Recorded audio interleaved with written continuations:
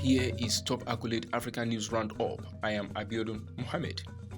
President Cyril Ramaphosa says he is pleased with how the Kingdom of Saudi Arabia continues to open its doors for the enhancement of strong economic relations with South Africa.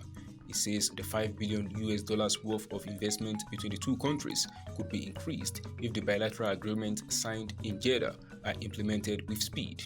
Ramaphosa is leading a delegation of ministers and more than 100 businessmen and women who seek to further improve trade relations with Saudi Arabia. The president is spending the weekend in Saudi Arabia in what is his second visit to the kingdom. Hundreds of inhabitants of Chad's capital, N'Djamena, have fled their homes due to massive flooding that has hit the capital since Thursday, leaving part of the city navigable only by boat. Some flood victims have left their homes on foot, carrying belongings on their heads. In one area, women have built an emergency camp out of thin wooden branches and cloth to provide shelter for their families. Floods are not uncommon during the Central African country's rainy season, which usually runs from May to October in its southern regions. But this year, the rains came early and were the heaviest in decades, quickly overwhelming drainage channels and waterways. Gambia's government on Friday said the number of child deaths from acute kidney injury thought to be linked to Indian-made cough syrups has risen to 70 from a previous toll of 69. President Adama Barrow gave the update at an emergency cabinet meeting, which he convened on Thursday to discuss the crisis. According to a presidency statement, the syrups were found to be made by New Delhi-based Maiden Pharmaceuticals Limited, which has since had one of its factories shut down in northern India as health authorities there investigate.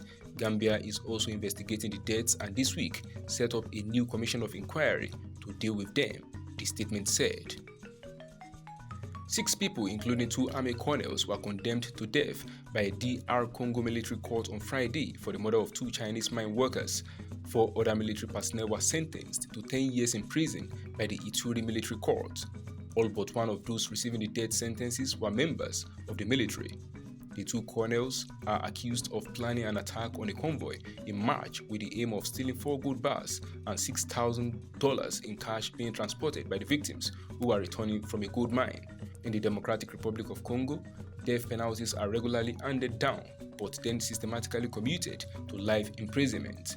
Attacks on Chinese-managed mines and Chinese workers are not uncommon in resource-rich Eastern DRC, which has been ravaged by militia violence for decades. Last year, the DRC government placed security officials in charge of the administration of Ituri and neighboring North Kivu province in a bid to curb violence. However, the measure has failed to stop attacks. The defense team said they would appeal. That is the size of top Accolade African news roundup. You can follow us on our social media platforms as displayed on your screen.